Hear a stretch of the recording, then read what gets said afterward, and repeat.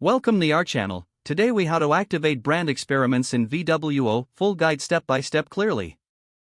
To activate brand experiments in VWO, begin by logging into your VWO account. Once you are logged in, navigate to the dashboard section. On the dashboard, locate and click on the Tests tab. From the drop-down menu, select Brand Experiments. In the Brand Experiments section, click on the Create New Experiment button. You will be prompted to enter a name for your experiment. Choose a name that clearly reflects the purpose of your experiment. Next, select the variant you wish to test against your control. You can add multiple variants if necessary. After selecting your variants, set the traffic allocation for each variant. Ensure your traffic settings align with your testing goals. Now, proceed to define the goals for your experiment.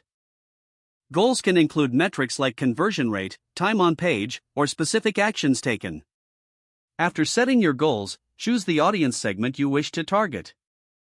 You can customize this segment based on various parameters. Once your audience settings are in place, configure the exposure settings. Determine how often and for how long participants should see your experiment. Next, review all the settings you have configured. Make any necessary adjustments to ensure everything aligns with your objectives. When satisfied, click on the Save button to store your changes.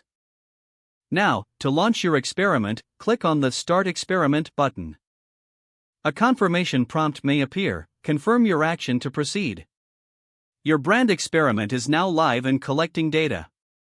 Monitor the experiment's progress through the dashboard's Analytics section. Make adjustments as needed during the testing period for optimal results. Once the experiment concludes, analyze the results carefully. Use these insights to make informed decisions for your brand strategy. If the page does not load, refresh the browser or try again in a private or incognito window. Make sure you are using the correct email address, then retype it carefully to avoid small typos. Don't forget to like this video and subscribe to our channel for more step-by-step tech guides.